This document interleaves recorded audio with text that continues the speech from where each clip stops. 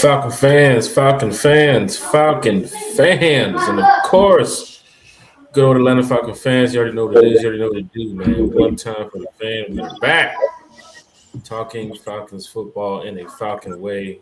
Apple Podcast, Spotify Podcast, Amazon Podcast, Facebook, YouTube, Twitter, X. Man, so many channels that we are on. If we are not on there, just go ahead and drop it in the comment section so that way we can add one time for the fan to your podcasting station so that way you can always catch one time for the fan live Sunday nights at 8, Wednesday nights at 8, Friday mornings breakfast with one time for the fan. Man, we are so live and lit at is getting ready to be start of free agency week. A lot of interesting news has already came out from a lot of teams around the NFL. Nothing from the Atlanta Falcons just yet, but we should be hopefully hearing something in a matter of 24 hours or so. I'm here with former ATO Sports one time for the fan, T-Will. T-Will growing out the grizzle over there. What's going on, T-Will? My wife told me my head was too big to not have a beard, so I'm growing out the goatee, but rather than go through the awkward stage, I'll just grow out the beard first. But, yeah, that woman took one look at me and she said, your head is too big to not have some sort of hair other than the mustache. So, hey, man, you know, when the wife of 33 years gives you a command, you kind of have to follow it. So that's of course, it's my fault I shaved it off in the first place. But, hey, man, all is well. How you doing tonight, Jack? What do you think about what we're hearing about potential backup quarterbacks? And I guess before we get into anything, we probably need to get to some fans in the stands, right? Yeah, we got to check on the fans in the stands. We see DSGB Hall is one of the first fans in the building, checking in from Macon County Correction. I'm checking in from West Coast. Big shout out to DSGB Hall, man. I'm sorry, I didn't mean to give away your location there, DSGB Hall, but he says make time for the fans. So big shout out to DSGB Hall. The jokes and the roast just keep on coming from the Falcon fans here to one time for the fan. These are personal jokes too as well. For a lot of us that do not know, people are probably seeing DSGB Hall, Eric Parker, Craig, and some other of the Falcon fans, supporters of one time for the fan in the chat. We always like to have our little roast battles here and there. So big shout out to DSGB Hall. Jeremiah Weems is in the chat too as well. What up, Jeremiah? Falcons football with us tonight. MacTown Dirty here early tonight, so I'm glad MacTown Dirty can join us in this conversation because we have a lot to talk about. He said, "What's up?" One time. Big shout out to MacTown Dirty. Smooth C is in the chat too as well with the one time for the one time. Big shout out to Smooth C in the chat. T. Will, your little brother, LBB is in the chat. Eric Parker with the one time. What up, LBB? What up, Jeremiah? What up, MacTown Dirty? One time emoji with the red and black emojis too as well. Big shout out to Eric Parker. Red and black for the Falcons, Eric, or red and black for the Georgia Bulldogs? We just want to know so that way everybody. You know it's red and black for the Falcons. Okay. You know it's red and black for the Falcons. You know my little big brother. What up, LBB? You just got to check, man. Smooth C's back in the chat. He says, sorry. Oh, here we go. We're already starting off with one of the roasts here. Smooth C says, sorry, Jack was running late. He forgot to clean up again. Daylight saving time and all that. So big shout out to Smooth C. Oh, wow. In the chat here talking about Jack. Football. Big shout out to you, man. It's always good to have all these Falcon fans here talking Falcons football. So keep representing in the chat and keep putting your comments on the screen. Questions from the chat tonight. I repeat, questions from the chat will be popping up here probably like 30, 45 minutes or so. So if you have any questions, if you're checking in here early, if you have any questions for one time for the fan about free agency or, of course, about the Atlanta Falcons or, just T-Will's grizzle that he's growing out right now. Definitely want to look at Smooth C's comments. He says, beard growing fast. The Iron Sheik was not becoming. T-Will getting into his wrestler phase right now. It is springtime here, Falcon fans. So T-Will's getting ready. I guess he's getting ready to you trying to get like your brother with the Rick Ross thing going on, or are you just trying to what's happening here too? I know the wife did say, it would be good enough for you to grow the beard out around this time. But what is the ultimate goal here? Are you trying to get the Mark Henry thing going on? Is it the LBB thing going on? Is it like, you trying to become a YNT, Will? Because a lot of these YNs got YN. That's funny. Hey, man, let me tell you something. God did not bless me with height. And, my brother LBB has a particularly great grain of hair to grow that beard in. If I grow mine out, if I really grow it out, I really do look homeless and people really do offer me money. So the goal is just, I do, man. People come up, praise the Lord. It's going to be all right, baby. I'm praying for you. And they give me money. So the goal here is to just get it thick enough to where I can cut it down to the goatee. I wish I could grow it out like my brother, but hey, man, he's blessed. His beard is tremendous looking. And hey, we all can't be Eric Parker, right? So I'm just going to grow it enough to grow the goatee and then go from there. DSGB Hall says T-Will got some confidential stuff going on. Is there something you want to let us know about T-Will here on the channel before we get started? Or we continue on? You know what? I love you guys, but if I told you, you can finish the sentence, right? So can't really share it. You know what I mean? Can't let you guys into that bubble. But hey, love you anyway, guys. Love you anyway. T-Will getting that check, man. I know he just hit 1,000 subscribers too as well. Big shout out to everybody here repping from former ATO Sports. Yes, thank you all.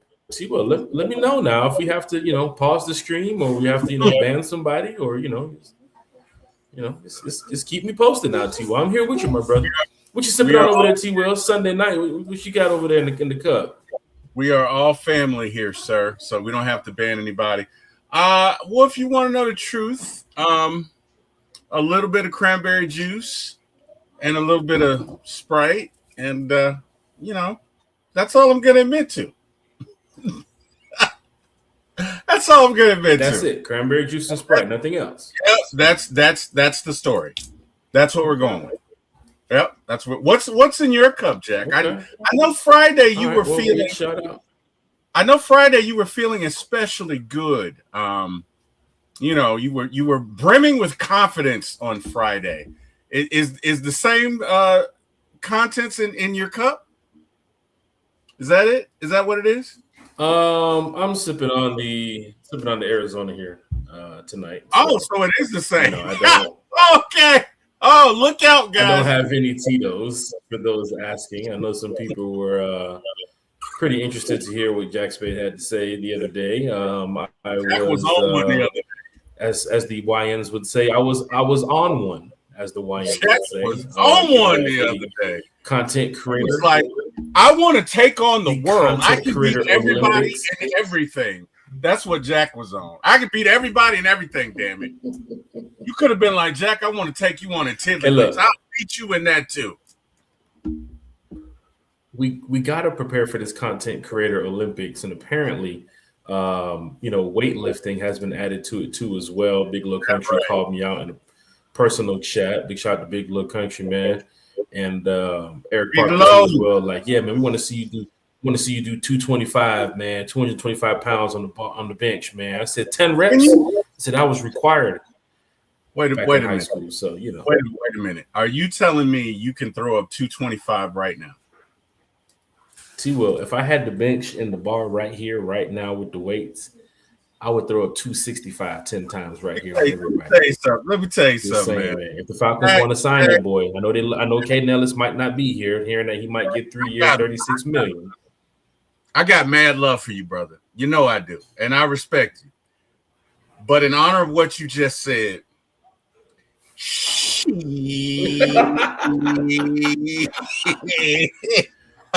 man, you always gotta believe in yourself, T-Will. Yeah, I believe. Yeah, okay. You said 260 10 times. That's what you said. 265. Dead weight now. I added on 5 more pounds. 265. I'm talking dead weight with the bar. I'm not talking one of those machines. I'm talking dead weight with the bar. You can do I don't need no spotter either. You're letting me know right now. I don't need no spotter. Right? I put the bar back on the rack itself. I don't need no spotter. My here. goodness. I see the Rams punter squatting 565 pounds. Easy work, Falcon fans. Hey man, hit that like. You said take a shot every time T. Will says, "Let me tell you something." I love it. It's going down in a major way, man. MacDown Dirty said, "Who's no longer with the team?"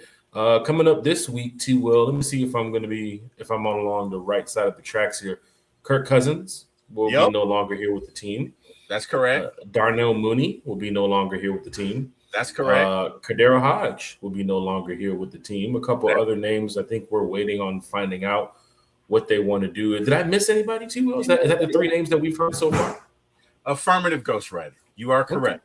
Okay. I mean, Ian Cunningham has been pretty straightforward with what he was saying and what he wants to do here this offseason.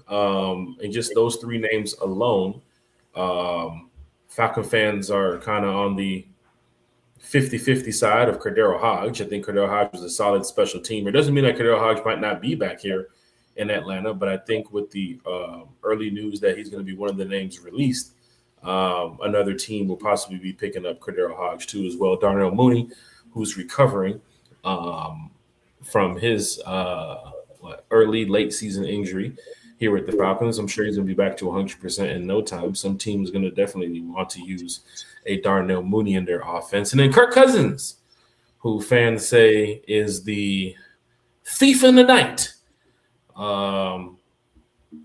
won't be back here in Atlanta too as well. DSGB Hall says Jack's mad because he can't grow facial hair. What you talking about over here, D?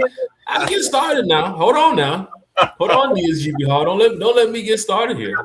I might not catch up to T. Will, but I can get some things going. I just like to use the young YN look. You know what I'm saying? I don't really go with the whole, Nothing wrong with that, man. Yeah. Nothing wrong with that, brother. Full taping at the sides. Yeah, I like to just cut Nothing wrong with that. DSGB Hall says EP Jack hat too small. Go at one size. Headache about to be tough tonight. Man, I got this fitted, man. I got this Falcon fitted. What are y'all boy talking about, man? That don't look like it's too small there. I see y'all bringing the jokes tonight. That's cool. Just tell me how much you put on those books, DSGB Hall, before you left the courthouse. Big shout out to DSGB Hall here in the chat, talking Falcons football. Shucky Ducky was also in the chat too as well. Where is Shucky Ducky? Oh, Shucky Ducky, it's that time again. The one and only Shucky Ducky. Old man Sully. What's good, my fam? Big shout out to Sully. Sully. Silk Legacy is here tonight talking about football. He said, "What's up, one timers? Yeet, yeet." Big shout out to Silk Legacy in the chat. Silk Legacy says, "Come on, either Flacco, Bennett, or Pagan." Oh man, we got some stuff to talk about here tonight. Some fans would love to get into this offseason talk. So. He's talking about the guy from the Bears, the backup quarterback from the Bears, Tyler Bagan. Oh, that dude. Okay. Yeah. Oh man. Yeah. Big shout out to James Overton too as well. He what up, James? Checking in from Maryland. Falcon fans, where you checking in from, man? If you're on the West Coast, if you are on the East Coast, if you're overseas, if you're in Georgia, if you're in the ATL, if you're in Florida, go ahead and put it in the chat too as well. We love our season ticket holders.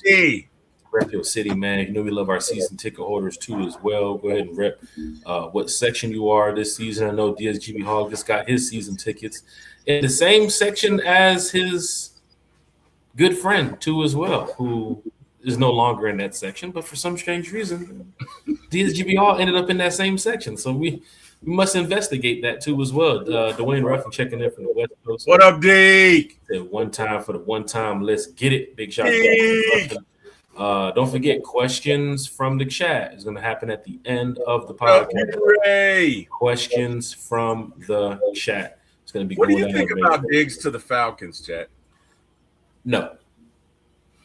Diggs to the Falcons is like a Russell Wilson to the Falcons. There's some off the field things I think he needs to be more concerned about versus the on the field factor of what he can contribute to the Atlanta Falcons. I think a lot of people here are very in tune with what has happened to Stephon Diggs in the past year or so, playing up there in New England.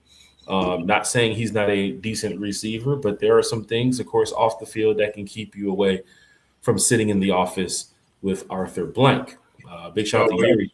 He's not going to pass the Falcons filter, is what you're saying. He's not going to pass the the street credibility test here for the Atlanta Falcon fans. That's for one. Yuri said Section 135 again. Hooray! Renewed. He's back in the building. Section 135. Christy Lewis. Christy! Mississippi. What up, Mississippi? AFN, the Ladybirds are in the house. She said, your favorite dirty bird from the muddy Hattiesburg, Mississippi is here in the house. It's going to be a great show tonight. I can guarantee you that here, Falcon fans. Of course, you know, we are definitely talking Falcons football. Man, go ahead and hit that like button, hit that share button, Facebook, YouTube. Definitely go over and hit that subscribe button too as well.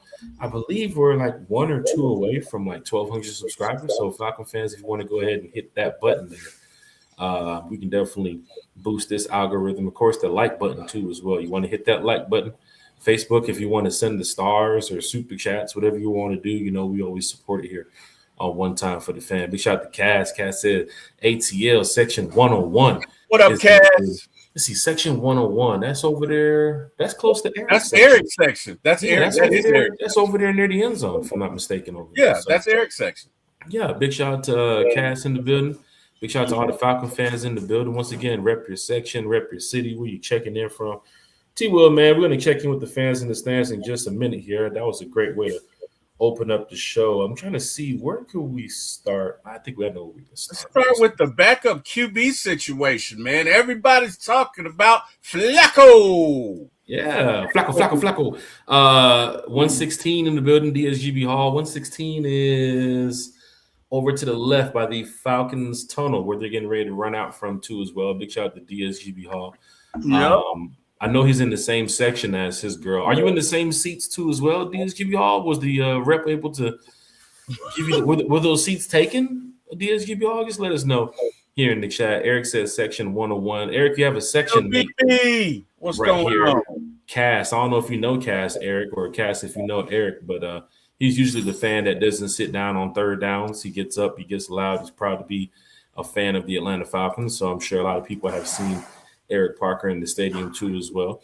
Yuri said Flacco, Tua, Kyler Murray will be a Falcon this week. Hey, we're going to find out about that. DSGB said, how you know where she sits?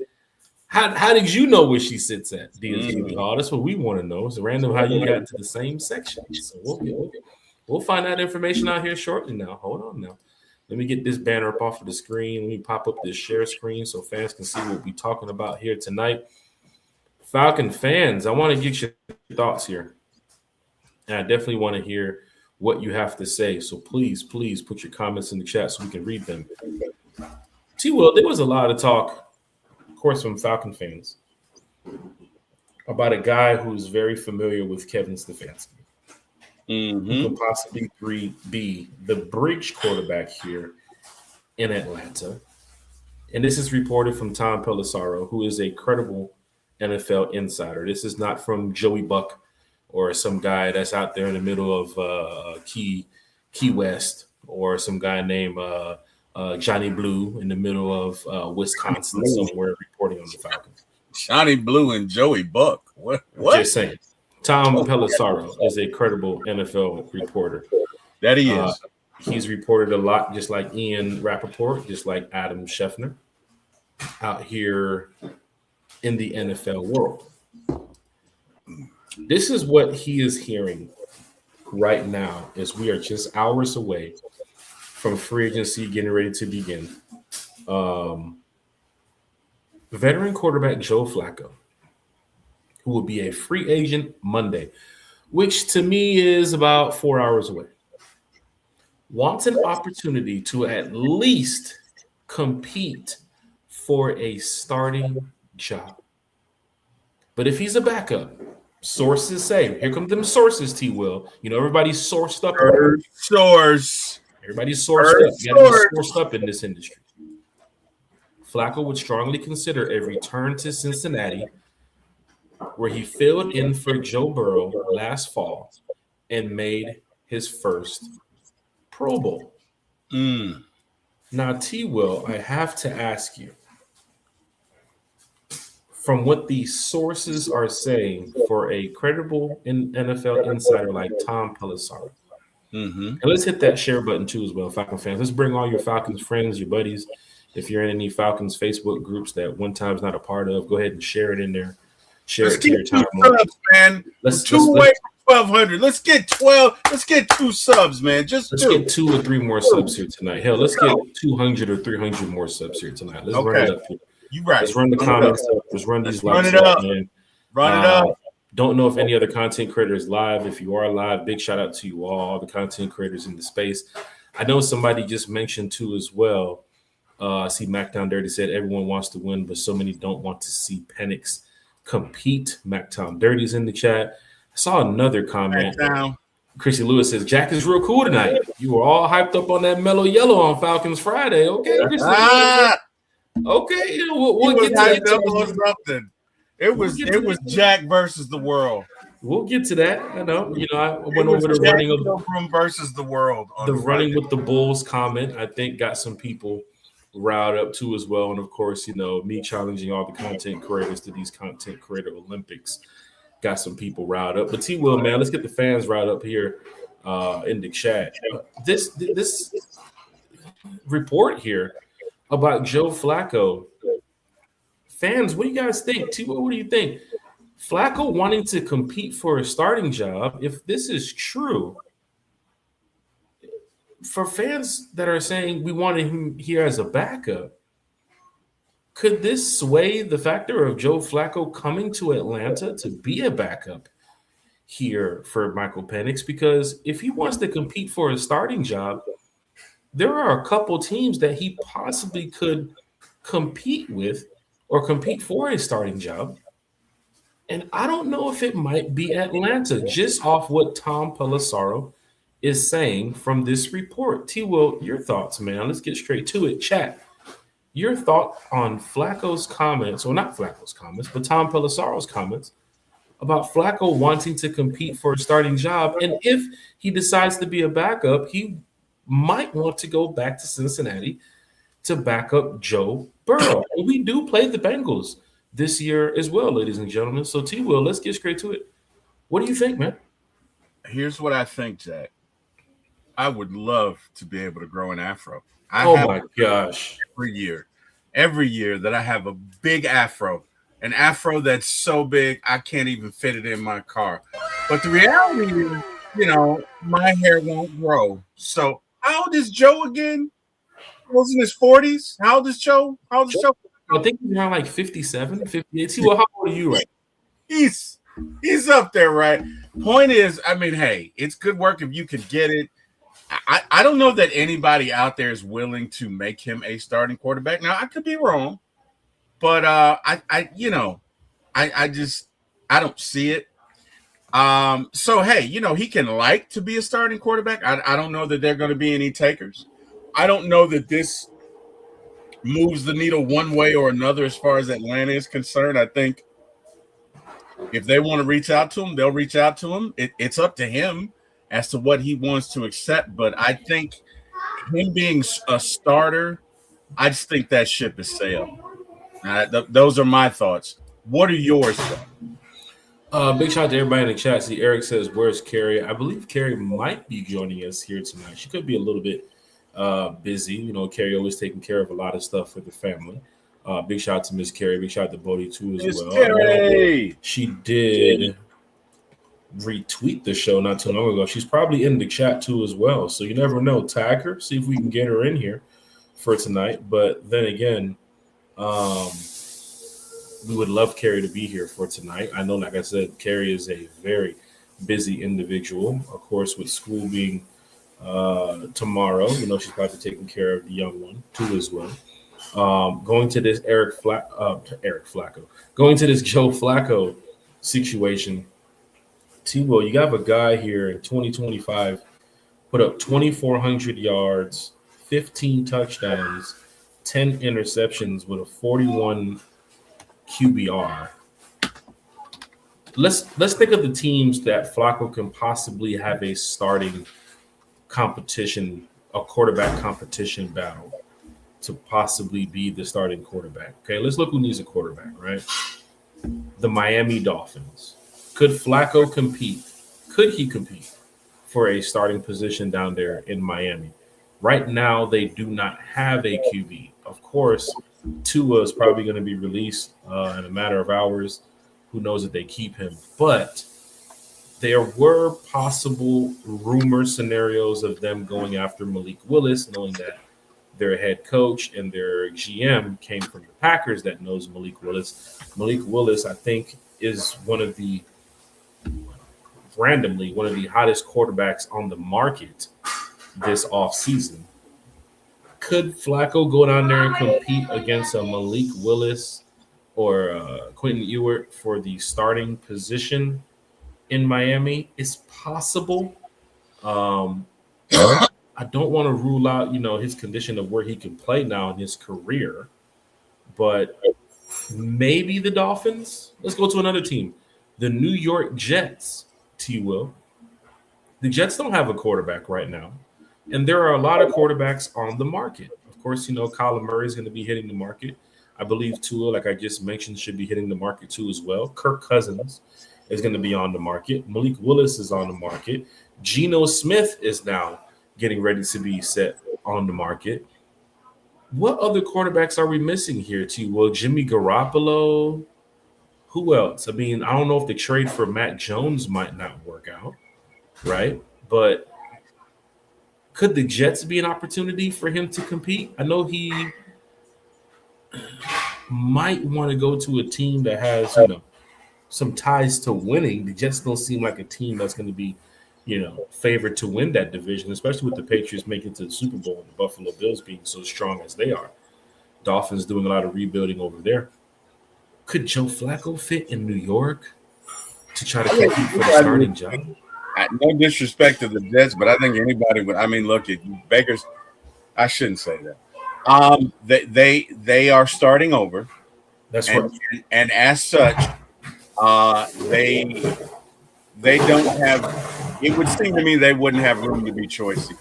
Right. He also did play for the Jets back in 2020 to 2022 too, as well. He did. Does he want to go back in that New York environment? I know Aaron Glenn is now taken over as the head coach, and the team still hasn't been the same in a matter of so many years. The Cleveland Browns, are they sold on Shedeur Sanders? Are they sold on Dylan Gabriel? Does Deshaun Watson have what Todd Monken wants there in Cleveland? Don't forget, Joe Flacco was in Cleveland for a couple years too as well. Could he end up going back there and try to compete for a starting job?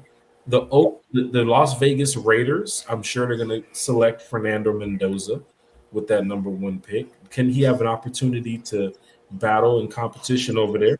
The Minnesota Vikings, which a lot of sources around the NFL who, talk NFL insider information have stated that Kyler Murray could be a guy that fits in the Minnesota Vikings environment. Does Flacco compete against a guy like Kyler Murray? Well, I'm just trying to figure out what team is going to allow Joe Flacco, if these sources, if it's true that he wants to compete for a starting job. For Falcon fans, we wanted him here as a backup. There were some that were saying, "Oh, Joe Flacco would be a great backup. Him and Kevin Stefanski knows the role he would play. He's going to be a good bridge quarterback. He can come in and help out if Penix does have to step to the side for a couple games, or if he's not ready." Joe Flacco might not be on that type of time right now. He might be like, "Hold on, y'all rooting me as a bridge and a backup right now. I'm trying to be a starter. Trying to give it my all." T. Will, am I going in the right direction here? No, I think you are. There are apparently 1, 2, 3, 4, 5, 6, 7, 8, 9 teams that need a quarterback. One of them being the Falcons, and 8 that need a starter. If Penix is healthy, so he's got opportunities. I mean, the thing is, but there are other quarterbacks out there, right? The wording of it wants the opportunity to at least compete for a starting job. You come to Atlanta, and this is what one of the radio hosts was saying the other day. There's a lot of quarterbacks that want that starting position. I could be right or wrong here. Agree or disagree. Shout out to Eric Z in the chat. I'm sorry, comment. There's a lot of quarterbacks that want this starting position. They want that starting role. Mm-hmm. But they also know, T-Will, if the Falcons are heavily into Michael Penix, when that time comes to give him back the keys to the Lamborghini, then they're not the driver of the car anymore. And that could sway a lot of these quarterbacks into, well, the Falcons are setting on bringing back this Penix guy versus teams like the Jets. They don't have a quarterback. Teams like the Vikings, they don't have a quarterback. Teams like the Cardinals, they don't have a quarterback. I can see him maybe competing in Arizona if it's him and Jacoby Brissett. Yeah. Right? Like that's an opportunity where two veteran quarterbacks competing for who could be the starter there. And that could hurt some Falcon fans because now if you lose Joe Flacco, what is your next best opportunity to get a backup quarterback? We mentioned the other day, when you get Kenny Pickett's, when you get these Stetson Bennett's, when you get these Jimmy G's, when you get these Davis Mills and these type of guys, those are backups. They're not there to drive the Lamborghini. Those are backups. They are prepared to give the keys back over to Penix. When you're looking at these Tuas and these Kyler Murrays, all jokes aside, these guys have been starters in the NFL for quite some time. They're not there to be backups. And that's just the thing that I have to just put out there because this is just a report from Tom Pelissero. This is what gets people talking, right? These are talking points for the podcast. Right. If you lose on a Flacco to an Arizona because he wants an opportunity to at least compete, and if he doesn't get the opportunity to compete, if his camp is saying some of these things, or if there is rumors that are really true what Tom is believing in this report, he might go back to Cincinnati to back up Joe Flacco. And then we go back down the list of who could be the backup quarterback for the Atlanta Falcons. Now, T-Will, you lose out on a guy like Joe Flacco, which so many fans have said and have stood on business about it. Flacco to the Falcons, Flacco to the Falcons. If you lose out on a guy like Flacco to be the backup, who is the next best available quarterback, T-Will? We're not giving 20-something million to Malik Willis. Right? We're not to Malik Willis. We're not doing that. Who else do we have in mind, T-Will? You've had a couple shows and a couple days to sit back and look at the free agent quarterbacks available. It's not going to be Daniel Jones, right? It's not going to be some of these guys. T-Will, any thoughts of who the backup quarterback could possibly be? Man, it's not Joe Flacco. It's wide open. It's wide open because you have, again, got 9 teams out there that need quarterbacks. Now, all of those teams aren't going to go the free agency route. Some might go, some might draft a quarterback. Although this is predicted to be one of the worst quarterback drafts in a long time. I know the Raiders are going to draft a QB, and you could have 2 or 3 others. And if you do, then what that means is you probably got about 10 or 12 quarterback free agents out there who want to start, or at least quarterback free agents. That means that that job market for them is going to shrink. So I honestly don't know. I mean, again, you got Malik Willis, you got Daniel Jones, you got Kyler Murray, you got Aaron Rodgers, you got Geno Smith. Let's take it go over those names again. Who's the first name? You got Malik Willis. Malik Willis possibly could be tied to the Dolphins, right? Due to the fact of his former GM and defensive coordinator is now the head coach down there. They've also talked about Malik Willis in interviews too as well. The price point for the Falcons is out on Malik Willis. We gotta kick Malik Willis to the side. Agreed. You got Daniel Jones. Daniel Jones has just been tagged, a heavy tag too as well by the Indianapolis Colts. Okay, so they're not teams can match the offer too as well. I think the Colts, with Anthony Richardson possibly being on the market in a matter of hours, they're going to fade away from him too as well. And Falcon fans, the Colts are fading away from Anthony Richardson, who I believe is still somewhere near that rookie contract, or still in the The YN range right now, he's not a veteran in the NFL. Of course, he's had his games where, he's won some, he's lost some, but he's battled some injuries. The Colts are getting ready to move on from that. They don't need that there in Indianapolis no more. Daniel Jones getting tagged heavily. You can't put Daniel Jones in the Falcons mix. Who else we got, T-Will? You got Kyler Murray. Kyler Murray is in a situation where he is going to be released in a matter of hours. And this is where it gets very interesting here. Because there are some teams that could use Kyler Murray.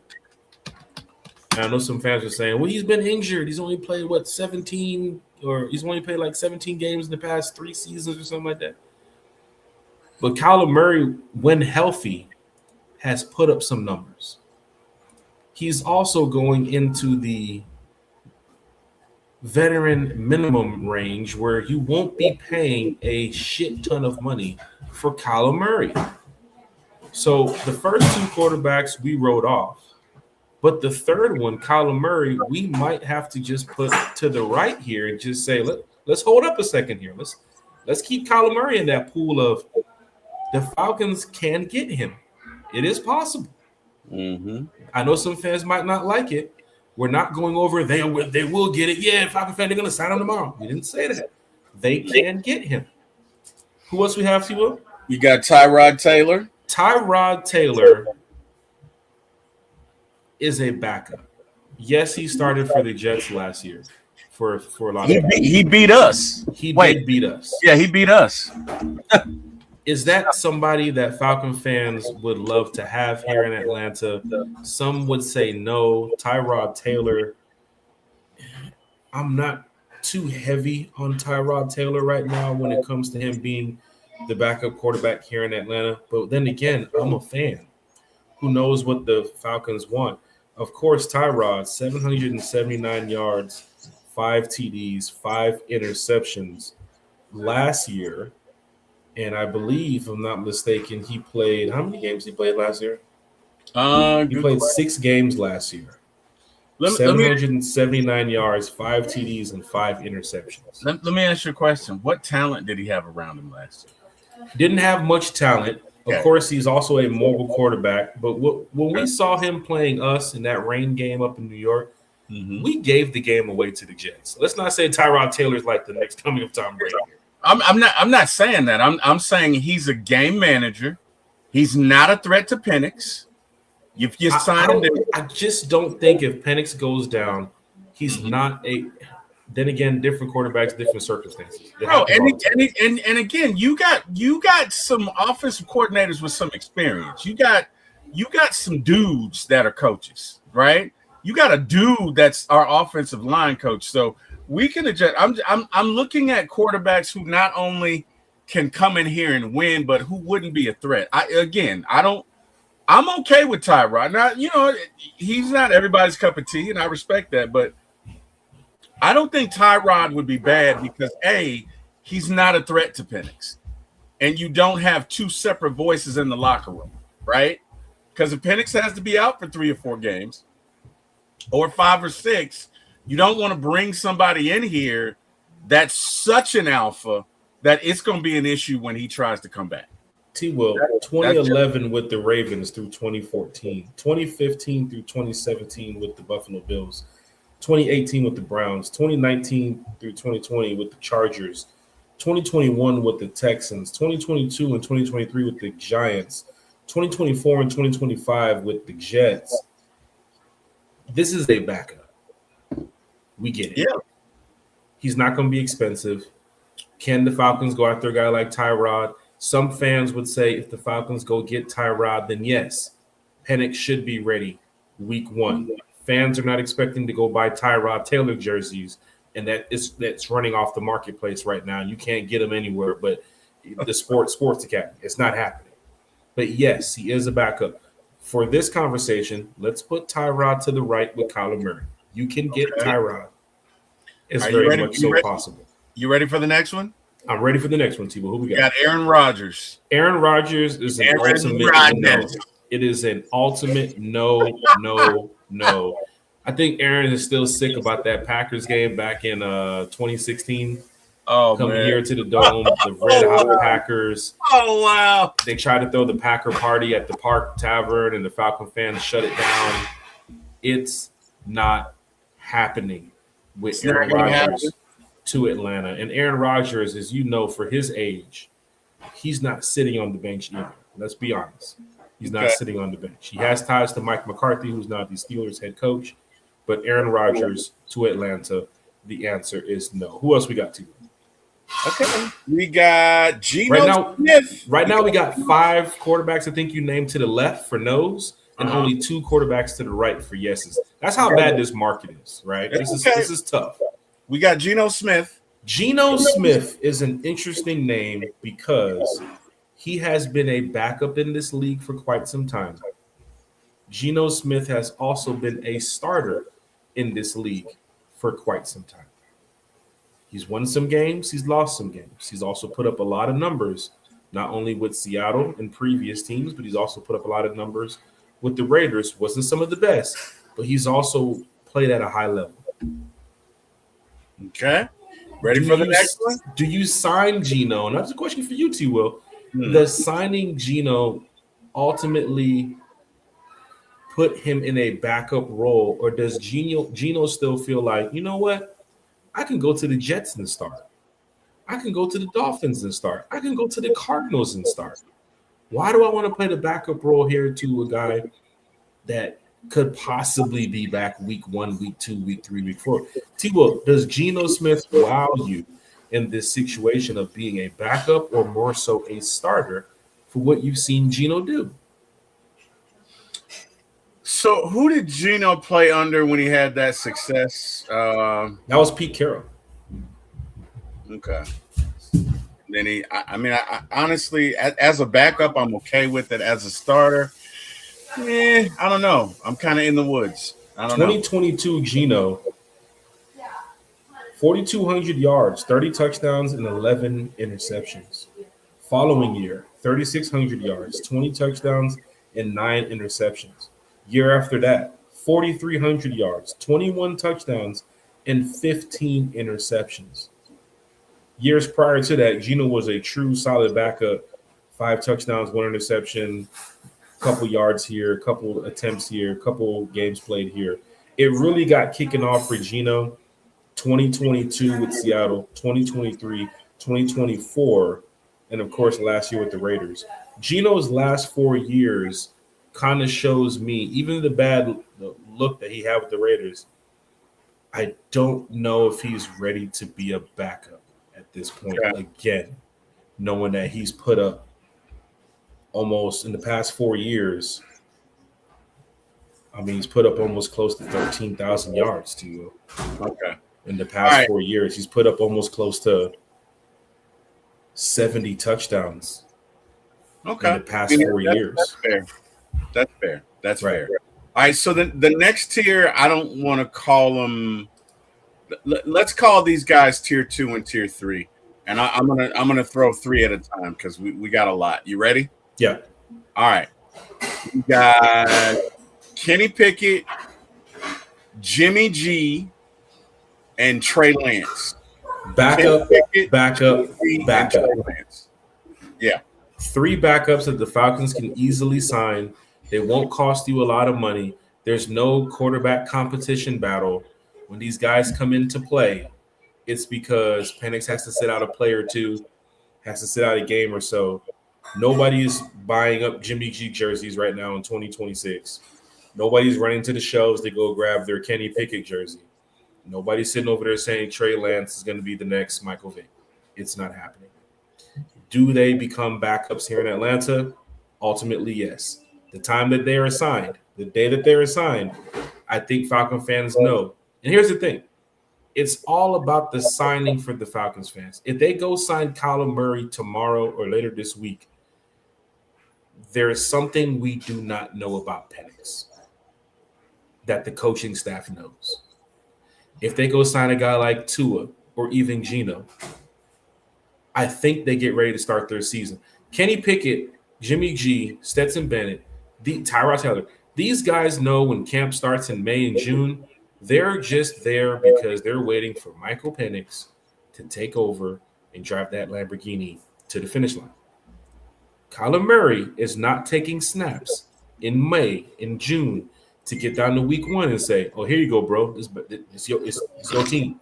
It doesn't work like that with a guy like Kyler Murray. I get it. He's been an injured quarterback. I get it. He didn't get it done in Arizona, but he has been a starter for multiple years here in the NFL. And as bad as it looks, there are going to be some teams tomorrow morning calling Kyler Murray's agent saying, "Bring him in. We'd love to have him here as a quarterback." As we miss out on one quarterback, another team is going to go pick him up. It just happens. But those 3 people that Eric just named, that T-Will just named, those are backups. Backup. T-Will, who else you got? All right. We got and shout out to Miss Pam. She just shout out to everybody in the chat. Everybody. Pam's celebrating her birthday weekend, right? No. This is Miss Pam, not Auntie Pam. Miss Pam. Okay, Miss Pam. Yeah, they found another lump. So, hey man, keep her in your prayers. We love you, Miss Pam, and we're gonna continue to pray for you and continue to wish you well, and just know that we love you. Right. We're okay. I said Trey Lance, right? So we got Carson Wentz, Josh Johnson, and Case Keenum. None of which wow me. But who is it? Carson Wentz, Josh Johnson, and Case Keenum. Carson Wentz, interesting. Carson Wentz has played at a high level. We saw what Carson Wentz has done a long time ago with the Eagles before Jalen Hurts got there. Mm-hmm. He now has moved on, and I believe Carson Wentz, just like Jalen and Case Keenum, has accepted the role of being a backup. The market in this NFL right now doesn't prove that Carson Wentz is trying to compete for a starting job. Some quarterbacks know that they are backups right now. Just as Eric just put Desmond Ridder as the backup in Green Bay. Ridder knows he's the backup. He knows that. You are a backup quarterback at this point in your career. Can you get the job done later on in your career? Maybe you could become a Sam Darnold. Possibly. But right now, your title is the backup. And that goes for Carson Wentz, Casey Keenum, Jalen Johnson. Out of those 3 quarterbacks you just named, the one quarterback that I can see the Falcons looking at to possibly be the backup here would be, in that group, Carson Wentz. Okay. Carson Wentz has proven himself years before, and he has some time to sit, battled a couple injuries here and there that's kept him on the sidelines. But he is one proven backup out of that list of 3 that I won't mind having here as the messenger to Michael Penix. All right, next group is a group of 5 because I don't think they got a shot. So here we go. We got Brandon Allen. We got Kyle Allen. We got John Wolford. Who? We got from Minnesota. We got Easton Stick. Did you say Eric Parker? Eric Parker is not allowed. I did not. And then the last guy, Teddy Bridgewater. No, and no. That's not a no. At the end of the day here, T-Will, think of yourself as a head coach. If something bad happens, we still have to win games. We have to win games. You can't jeopardize the first season as, oh, don't worry. We're just gonna grab somebody because he'll be ready to go. And if he's not ready to go, we'll just get by it. The fans won't worry about it.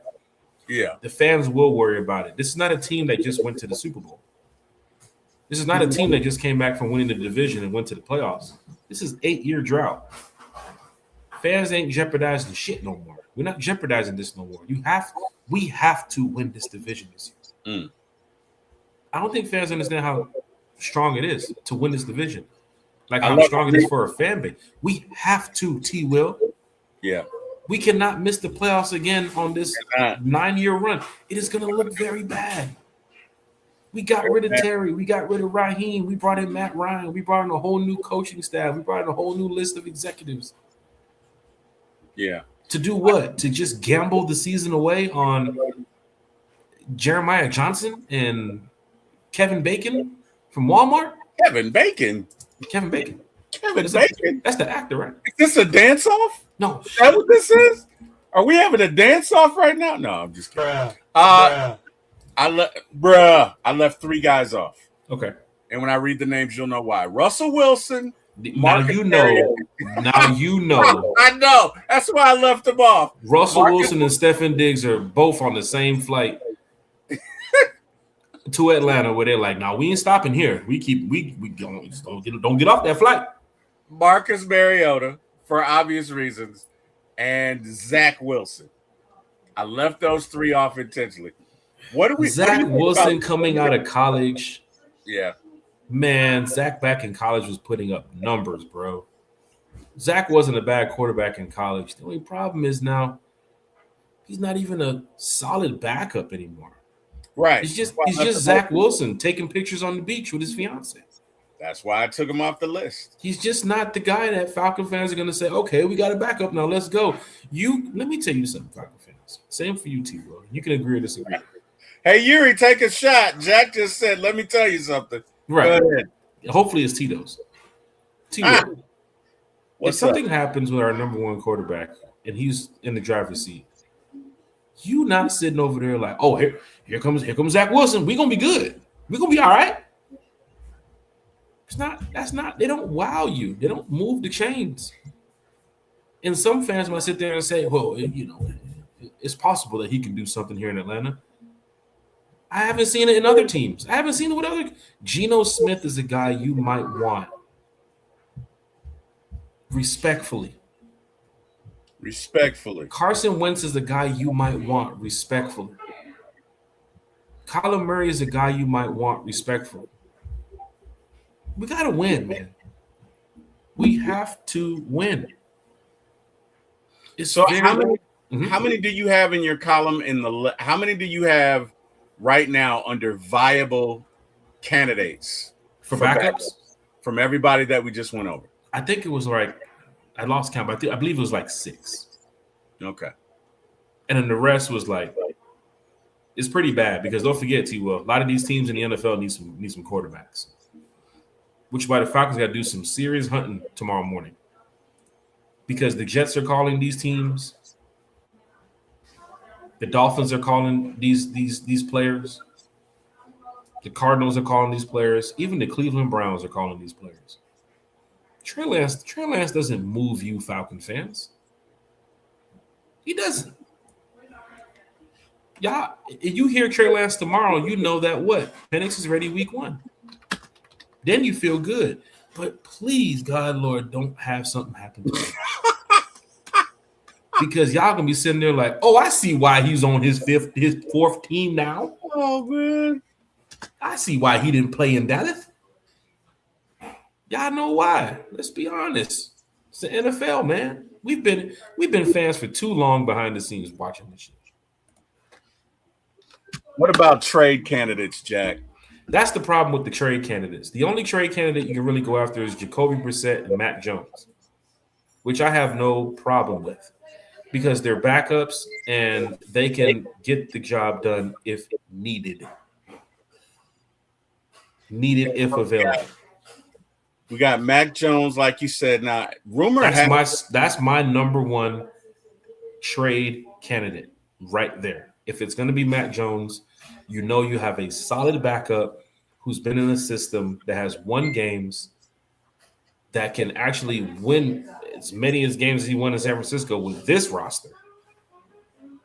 Yeah, I think he'd be nasty. The only problem is, rumor has it, they are looking for a first-round draft. Rumor has it, Kyle Shanahan ain't, because Kyle Shanahan knows the market right now. Right. He knows who's calling Matt Jones. He knows he has a burner account somewhere on X. He's watching all this. All right. The Falcons think they're going to get Matt Jones, huh? Yeah, we want that first-round pick. Oh, guess what? They don't got one. Tyson Bagent. Who? Tyson Bagent. Who? The dude from the Bears. The dude from the Bears. Bruh. I'm just saying possible trade candidates, man. Bruh. Okay. I'm going to take that as a no. That's what we finna do? I'm just asking. It's a question. It is a question. Trade for Tyson. Tyson what? Bagent. Falcon fans will lose their mind. We trade our way our third round pick for the backup quarterback from the Bears. Oh man, they're gonna be like, man, you could have got such and such in the draft. And here's another thing too, Falcon fans, as we go over this quarterback. I know I joke with T. Will and Eric and offline. Kerry too as well. Shout out Kerry. It's Kerry. Falcons are not wasting their draft pick this year for a backup quarterback. They're not wasting the pick. What about a draft pick next year? Well, T. Will, if all else fails, guess what happens in 2027, Falcon fans? With the first round. Oh, here we go. I walked into it. Oh, no. Oh, no. The Atlanta Falcons, I didn't say first pick. First round. You can say number 13, 14, 15. With the 15th pick in the 2027 NFL draft, the Atlanta Falcons select. You making the playoffs, you better say 25th or 26th or 27th. Quarterback. Playoffs, sir. I'm just going down the line. Nah, if all else fails. This is if all else fails.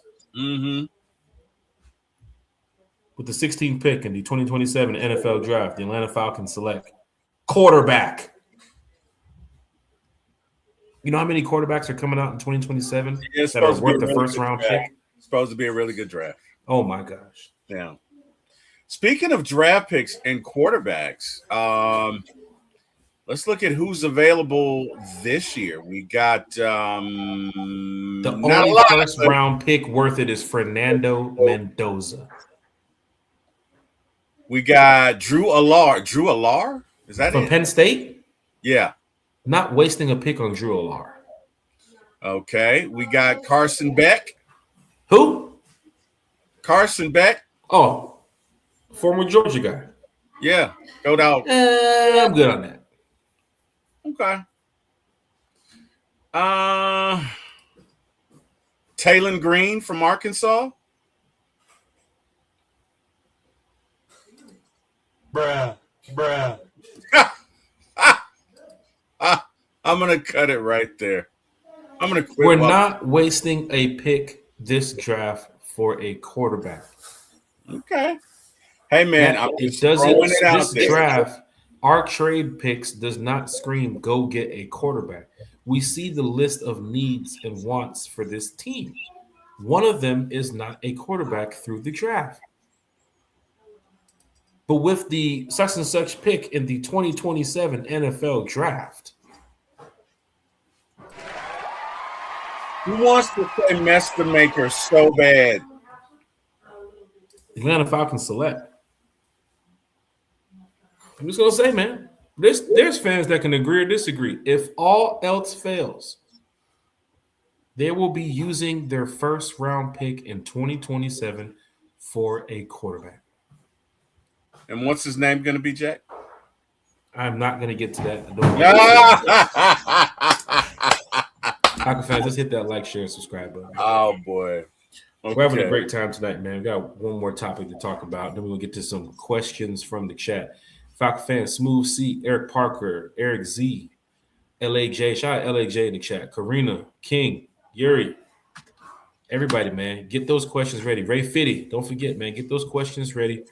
About 10 minutes, we're going to do questions from the chat.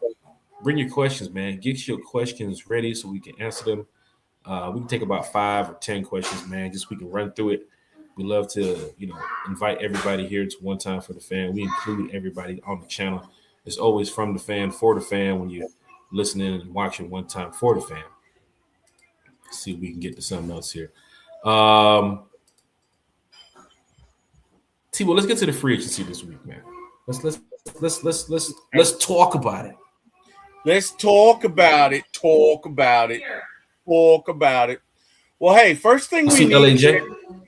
First, let's go over some positions we need. So we know we need a D tackle, specifically a nose tackle on the interior. We need a linebacker. Caden Ellis is probably not coming back, and we need a wide receiver. I would say those are, at least some top some top free agents that we need. And as such, it's interesting. John Franklin Myers, he is a run stopper. He's an interior lineman. He's a stud. So He's also one of the biggest names on that D line this free agency for a lot of teams. Yep. Hey, he was a part of that. Coming off of a solid defensive run with the Denver Broncos with some solid coaches. Yeah. Say it again. He was a part of that. Didn't they get like 60-something sacks last year? 68 or something like that? Say it again, T-Will. You there? Yeah. Didn't the Broncos get like 60-something sacks last year? Almost 70? Can you hear me? Can you hear me? Jack, did you freeze? So hold on, let me see. Jack, are you there? I think it's because of the. Yeah, can you see me, T-Will? We're good. I can see you. Can you hear me? Okay, I think it's because this link right here is playing videos in the background, so I think the videos are messing up the stream. So I'm just going to go over some of these names, but we are good, right? T-Will, we're on point. We're still good. Yeah, we're good. Okay, perfect. John Franklin Myers, man. If you're trying to beef up your defensive line, John Franklin Myers is a guy who I think we could be looking at too as well. And big shout out to Garrett Chapman and everybody over there at Sports Illustrated that covers the Falcons that put this article out too as well. In 2020, his 300 total pressures ranked 21st amongst all NFL defenders. He definitely could fit an attack-minded Jeff Ulbricht's defensive scheme. 34 career sacks, T-Will. 34 career sacks for John Franklin Myers, but 14 of those happened in the last 2 seasons, T-Will. T-Will, this guy, John Franklin Myers, gets after it, man. He gets after it. John Franklin Myers. Or if the Falcons want to go to another route, they can keep a guy in-house, T-Will. They can keep David Onyemata if they want to. Of course, he's running the corner of over 32, 33 years old. But he's not going to – What's up, T? No disrespect on Onyemata, but give me John Franklin Myers, man. Can you hear me? At the top of the list, we can put John Franklin Myers, right? Yeah, I can hear you. Right. We're good. I can hear you. Right. At the top of the list, I can put John Franklin Myers. That's number 1. Yep. David O is another candidate if the Falcons want to keep somebody in-house. He's played under Jeff Ulbrich in a team that gracefully had a lot of defensive pressure last year, kept us in a lot of games too as well. So David O wouldn't be that expensive. He is getting up there in the veteran years too as well. Now you have another guy, T-Will, from the Tennessee Titans. His name is Sebastian Joseph Day. And reported here, he's a true run-stuffing nose from Tennessee, would be a good addition for the Falcons. He finished last season 4th in stop rate among 150 snaps, had 41 tackles, 10 tackles for loss, had 2 sacks last year with 19 pressures. Would it be an expensive pick for the Atlanta Falcons if they want to go get this guy in free agency this week? And it's not going to be a $15, $20, $30 million deal. This guy's possibly going to be less than $10 million. Well, let's go. So now you got John Franklin Myers. You have David O if you want to keep it in-house. Sebastian Joseph Day if you want to go to the Titans, which is right up the street. And then you have another guy by the name of Javon Hargrave, which I know a lot of fans know too as well. Now, he is up there in age too as well, but he's a veteran pass rusher. Not necessarily veteran defensive stud on the front line. He's going to be under $10 million too as well. That's the guy to look at. He's a good run defender. The guy who I'm looking at, T. Will, is I mentioned it on the channel here a couple weeks ago. Nate Ali knows him very well. Sheldon Rankins from the Houston Texans. I like Sheldon. 305, 300 plus pounds. Sheldon Rankins, big body defensive lineman that the Falcons need on the inside. He can give the Falcons talent. He can give the Falcons talented edge rushers, free lanes in passing situations. He's going to be less than $10 million. That's a big boy in the middle. 300-pounder. The way that the Houston Texans defensive, D'Amico Ryans had them guys moving out there. You saw it. He's a biggin. He's a big boy. He's a biggin. T will not play no defensive line. I damn for sure ain't playing no defensive line. But you can get a guy like Sheldon Rankins. The good thing about it is T Will. Here's the good thing. These guys right here, T Will, are less than $10 million unless you're getting ready to go and bring up John Franklin Myers. He might be a little bit more expensive. Do the Falcons want to spend on a guy like John Franklin Myers? I'm sure they'll probably work out some negotiations, some bargaining deals to make sure he becomes a Falcon, but he would be the most expensive out of that group. But if you're trying to keep it small with the numbers and get a player who's not a splash player in free agency, but a player who can help this defensive front with Dorless, with Rook, with JP, with Walker, even Lakel London, if they decide to keep this young Thundercat too as well and bring him back, like Country would say. Sebastian Joseph Day, Sheldon Rankins, Javon Hargrove. These guys can help this defensive front and keep the price tag low so the Falcons can still go out and spend and get some more people. You can't go sign a guy with 20-something million in the cap room that's going to take you back in the negative or take you into a lane where you can't go get a number 2 receiver. You can't go get a number 3 receiver. There are a lot of spaces and positions to fill this free agency, but we don't have the big amount of money. What I'm expecting the Falcons to do, T will agree or disagree. They're going to have to do some contract negotiations in a matter of hours. 100%. Agree 100%, brother. There's a couple guys that they can go talk to and say, look, we need to get about 30 to 40 million. We need to do some extensions, XYZ, cut some numbers down, do some restructuring, because we cannot go and win this free agency or even get a good enough grade with the Falcon fans with $20 million. We can't. Nope. And with that being said, those veterans, some of these guys that Falcon fans know that that's their favorite, they might have to cut back some of these numbers. Not saying going after those rookie deals. Don't touch the rookie deals. But there's a couple guys that you can work on so you can get a couple dollars back, man. Chat is live and chat is lit. I see Sonia Norwood in the chat. Happy Sunday, fam. Sonia, what's up? In the chat. Edgewise said the Broncos got 73 sacks last season, I think. Yeah, he's right. Thank you, Edgewise. Yeah.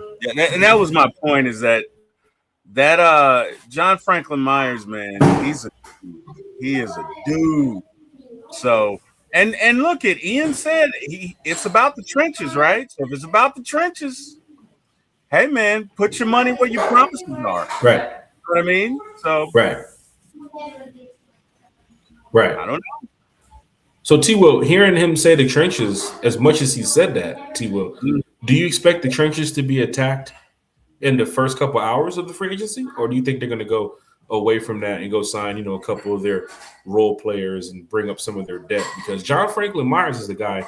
You sign him tomorrow, he's on the field week 1 on the very first play. I mean, I would expect that you're going to see. I would expect that. Yeah, I would expect you would go. If you say you're going after the trenches, and that's where it starts, then to me that's where free agency starts. Right. Right. That's my thought. What do you think, Jack? If you're so committed to going after the trenches, the couple of re-signs that you can do here in Atlanta for some of these players, David O wouldn't be expensive. D. Offer wouldn't be expensive. A couple of these other guys that you can possibly bring back. Even if you wanted to bring back Cardell Hodge, that wouldn't be expensive. The Tyler Algier move would be expensive. The Caden Ellis move would be expensive. John Franklin Myers is probably going to be the top free agent that you need here to help out this defense. A Sheldon Rankins, you got to attack where the attack is needed. And I'm sure fans can agree. A nose tackle, a true run stuffer. We was getting ate up in the run game a few games last year where we did have some good pass rushers. We did have some good scheme guys that can get to the quarterback in different situations. But that Colts game, that hurt us, man. A couple other games too as well, watching running backs just straight go through the A gap, straight go through, areas where, we expected something else to happen. But of course, running backs was able to get up the field, move the chains, and help other offenses on other teams, score on us. I need a big, as you guys say, big pretty. I need a big nasty defensive tackle in the middle to go ahead and scare some of these teams, pushing back some of these centers and guards, getting these tackle for losses in the backfield, making sure that 1st and 10 turns into 2nd and 13, because a lot of teams like to run the ball on 1st down. And you need to make sure you can get that pressure, that stop, so that way you can force teams to 2nd and long, to 3rd and long. Even if they want to go for it on 4th, they have to remember that 4th and 1, it ain't gonna be so easy when you got a big nasty in the middle. So I would love to see them attack the trenches in that way. Of course, T. Will, that's not the only thing we got to worry about. We need some wide receivers, T. Will. Yeah, we do. We need some wide receivers. Could a Super Bowl champion like Rashid Shaheed help us out too as well? That's the name to look for. Yes, Green Bay Packers. Yes, he could. Romeo Doubs is also on the list too as well. Could Romeo Doubs help us in the wide receiver role? Calvin Austin III from the Pittsburgh Steelers. Could that guy right there help us out too as well? Keenan Allen from the Chargers. I don't think Keenan Allen would be leaving the Chargers. He looked like he might want to retire a Charger. I think the Charger fans love him too as well. Jalen Naylor from the Minnesota Vikings is very interesting because he did fill in and help out as a bridge type receiver whenever Jordan Addison couldn't, step up, and Justin Jefferson was dealing with a lot too as well. Jalen Naylor is a name to watch for Falcon fans. He's not going to be expensive. You can get him, plug and play him on a lot of series this year on a team that he will probably get way more snaps than he did with Minnesota. But he also has a Drake London alongside him. He's also played with Justin Jefferson. So he knows that he's not trying to be the number one, and he won't be the number one here in Atlanta. But he can contribute in a major way. Jalen Naylor is the guy to watch for Falcon fans when it comes to this free agency. So there's a lot going on this week, Falcon fans, with free agency. I'm going to be super excited about it. I know T-Will is going to be excited too as well. See, ATO251 said wide receiver Chris Brazil at Tennessee would be a solid draft for us too as well. I believe he's projected to go day 2 or day 3. Somebody to watch for. He could definitely add to this offense that we need some more chain movers here and some more weapons. So T-Will, man, we pretty much covered this small part of the free agency. I know they might look to go get, another tight end, depends on what they do with Charlie Warner, another running back, depends on what they do with Tyler Algier, another linebacker, of course, with Caden Ellis situation, D'Angelo Malone's situation, Leonard Floyd situation, Arnold Ebiketie situation too as well. So there's a couple more moves the Falcons could make this offseason, and it could happen in a matter of hours. One person that I think the Falcons need to look for to agree or disagree. One player that I think the Falcons need to hurry up and make the move on, probably in the next 24 hours. His name is D. Alford. I think D. Alford has proven to Falcon fans, has proven not only to the coaching staff that is still here in Atlanta, that was, with previous regimes, has proven to a lot of people who have watched NFL games here in Atlanta And he's also proven to himself that D. Offer deserves a contract that is decent. He's played on 1-year deals for quite some time since he's been here. But D. Offord is a dog, man. He's a diamond in the rough, man. You got this guy as an undrafted free agent. You brought him in. He's been a fan favorite for many here in Atlanta, and he's just been balling out. And for that, T will agree or disagree, man. D. Offord should be one of the re-signs here in Atlanta. Man, hell no, I'm just kidding. Of course, D. Offer should be a resign. I'm just messing with you. No, look, that last game he had, look here, man. He balled out, man. He got an interception. I think he made a sack. I think he made the. If he did, I think he closed the game out with that interception. He closed the game out against the Saints. Yeah. So I mean, definitely got to bring back my man D. Offered. He's flexible. You can play him in the slot. You can play him on the outside in the pinch. You can blitz him. What's not to like? So yeah, let's bring him back. Let's get the band back together again. D. Offord, man, 2 sacks last year, 3 interceptions. Kid's balling out. And the thing about that Saints interception, he jumped that route, man. Like he read that perfectly. Because he's actually on another guy, and he read the quarterback's eyes, and he jumped that route. And thank God he did, because we'd have lost to the Saints. So hell yeah, bring him back, man. Bring him back. Shout out D. Offord on this one. D. Offord telling me he disguised playing man. As you can see on the play, he starts off in man. Quarterback looks right, looks left. He knows the route that he wants to throw to try to get D. Offord off beat. Mm-hmm. D. Offord drops back into zone quickly as the ball is thrown. D. Offord with that quick skill, that quick technique that he's been working on, of just that blast, that back pedal, boom, and go after it. Yep. We saw it a couple times last season. We really saw it in that home game against the Saints. Tyler Show, Spencer Rattler, I don't know which quarterback it was. Very surprised to see how fast D. Offord can get over there and intercept that route and jump that route. And he tried to throw it to where the wide receiver was literally breaking to go to the outside. And D. Offord did what a cornerback is supposed to do in that situation, read the route perfectly, jumped in front of it, got the interception, almost took it back to the house too. Yeah. Yeah, he did. He did. And he got a sack earlier in the game. That's on a right. blitz. So, That's right. Hey man, yeah, definitely. I definitely think that's money well spent if you bring him back. Plus, he's comfortable here. He knows our defense coordinator. He knows our guys. He's one of us. So yeah, definitely bring him back. Bring him back, man. Bring him back. Bring him back. Falcon fans, hit that like, share, and subscribe button, man. Over 100+ people in here watching tonight. Run them likes up, man. Go ahead and run them comments up. Run it up. Falcons football. We got about 10 or 11 minutes left before we wrap this show up. And this is the part of the show that's actually fun. We're going to start doing the questions from the chat. Edgewise has one.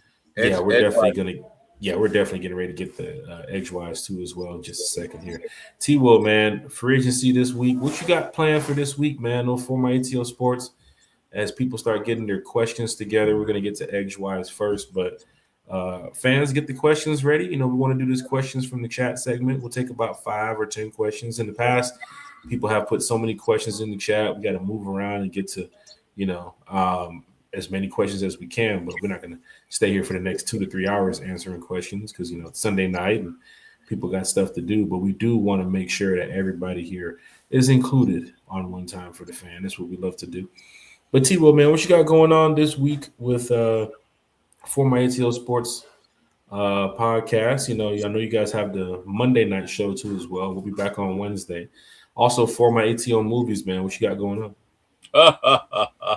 Oh, wow, Jack. We got a host of things going on. So for my ATL Sports, we have obviously the Monday Night Falcon Express with TCE. That's Terry, Carey, and Eric. And it will be coming at you tomorrow live at 6:30 p.m. So, again, that is For My ATL Sports 1 on YouTube. For My ATL Sports, the number 1 on YouTube. Please tune in. And with For My ATL Movies, we got a lot going on. So on Tuesday of this week, we're doing Jessica Jones season 1. On Thursday, we're doing Avengers: Age of Ultron. Taking Friday, it back, Jessica Jones. Taking it back there. well, Luke Cage, Jessica Jones, so Daredevil. here's the thing, right? We are doing what's called the Doomsday Hourglass, where we are going back and doing every Marvel movie and every Marvel TV show leading up to Doomsday, which is released, I believe, December 18th, 2026. So we are essentially recapping them all. And this week we're doing Jessica Jones season 1 on Tuesday. We're doing Avengers: Age of Ultron on Thursday, Ant-Man Friday, Daredevil season 2 Saturday, and Luke Cage Sunday 3:15. So we got a lot going on For My ATL Movies. Also on For My ATL Sports 1, I am putting together an ATL sports show that's going to cover all 3 franchises. That would be Falcons, Braves, and Hawks. So look for that to come about in the next coming week. It'll probably be like a 30, 45-minute show, just a recap of what's going on. And it may be 2 or 3 times a week. Stay tuned. But again, that's what we got going on. So I am at For My ATL Sports 1 on YouTube. If you're into the Atlanta sports, if you're into movies and TV, it'll be For My ATL Movies 1 on YouTube as well. And if you get an email, and if I did, we'll get into that at the shout outs. But that's what's going on right there, Jack. Go ahead, sir. Back to you. Braves getting ready to start it up. They're doing good in spring training right now. And of course, the Atlanta Hawks. 6-game win streak for the Atlanta Hawks. 6. They pulled it out against Philly last night. That was kind of tough, but they pulled it out. They're pushing that playoffs, pushing P, I guess they're saying, pushing playoffs here in Atlanta, which I'm sure a lot of Hawks fans can't wait for that. Big games coming up this week, too, as well. I know they got the Brooklyn Nets, and, of course, they have the Magic City game coming up next week. Atlanta United, disappointing loss, man. At least they scored 2 goals, but they're 0-3 right now to start the season. Heard some boos in there last night, too, as well as at the United game. But, yeah, they got to change some things around and get some things going. Falcons free agency starting up this week. So, of course, here on One Time for the Fan, be very prepared for pop-up podcasts and things happening. Of course, our Wednesday night show at 8 is going to be here, too, as well. And, of course, the Friday morning breakfast with One Time for the Fan show is going to be going down, too, as well. So be prepared for that, because on Friday, who knows? We could have a bunch of players in the building. And we got to talk about that. See, we have some diehard Atlanta Falcons fans and content creators in the building. We got Ricondo in the building, too, as well. Big shout out to Ricondo, talking Falcons football. Make sure you go check out his channel, too, as well. Hit that like, share, and subscribe for Ricondo. Georgia Pride is in the building, too, as well. Big shout out to Georgia Pride in the building, talking Falcons football with us. And let's go ahead and get to these questions from the chat here. T-Well, this one will be for you first, and I'll follow up with it. With the release of Mooney, what wide receiver are you looking at, T-Well, for free agency Monday? For me, my guy's Rashid Shaheed. So, I mean, you could do that. I don't think Mike Evans is going anywhere. I think did the Cowboys sign Pickens, or Pickens ain't going nowhere? I don't think Pickens is going anywhere. Yeah, I'm gonna go Rashid Shaheed for my wide receiver guy. That's maybe Wan'Dale Robinson for the Giants, but I'm going Rashid Shaheed for my wide receiver. What say you, Jack? I think you said it, but just reiterate it for the question. No, definitely, man. That's the good thing about it when you're talking, Falcons football and fans have questions from the chat. We love to get to it. For me, I mean, Shaheed would be a good guy. Is he ready to get that number 2 wide receiver role? That would be big for him, too, as well. Don't forget the Falcons could target a number 3 or a number 4 tomorrow or later on this week, and then go after and draft a guy who could be number 2. T-Bo, what's up?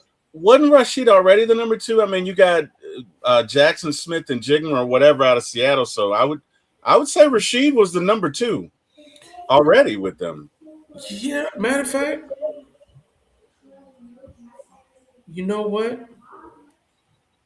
I think you are actually right about that. Now, the thing about it is, too, his role would increase here, I think, in Atlanta. Definitely. No doubt about it. Agreed 138%.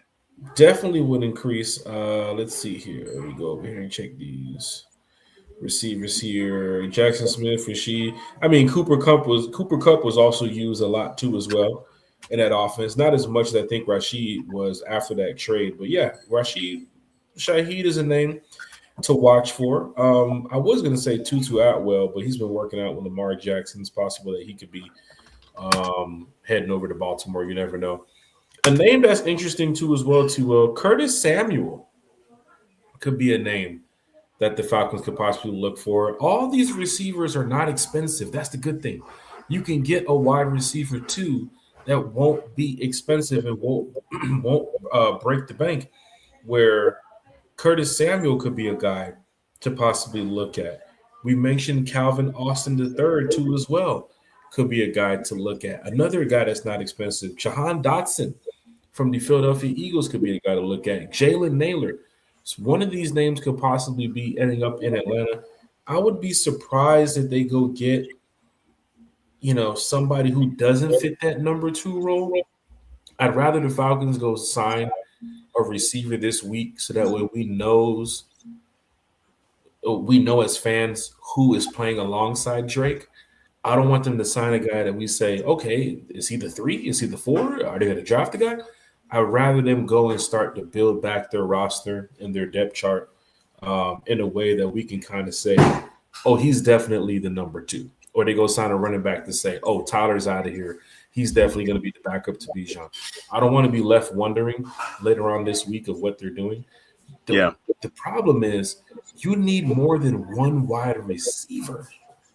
You need about 3 or 4. Bam. So do they attack one receiver tomorrow or Wednesday? Do they attack multiple receivers tomorrow? Because then it's going to have me wondering, well, let's just say they go sign a guy like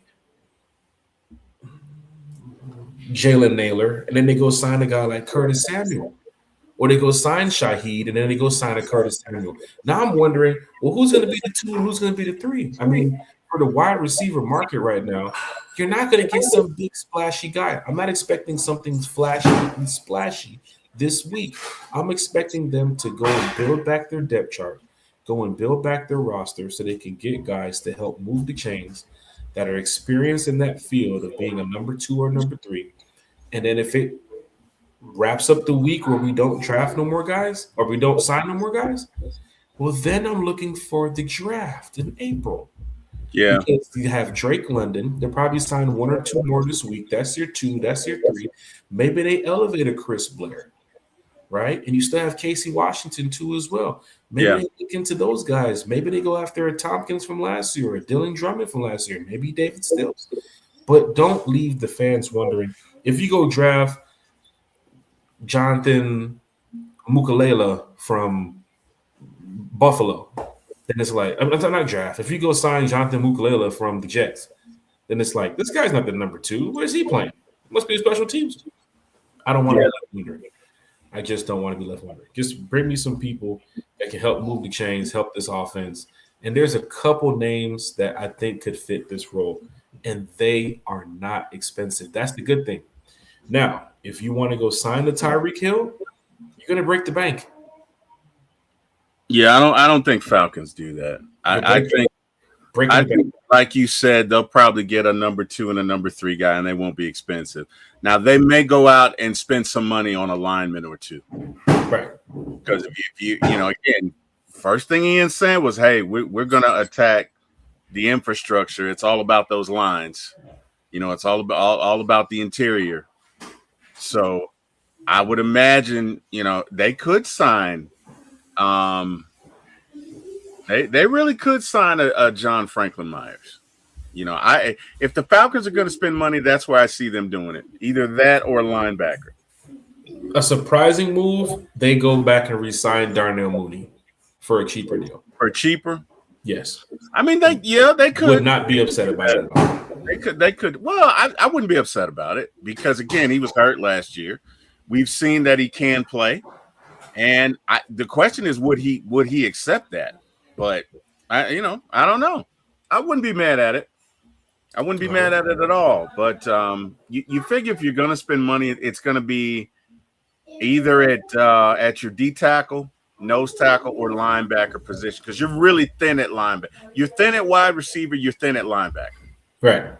So and you also have DD going on his last year too as well. So that has to be something to be looked at coming up in the offseason for next season.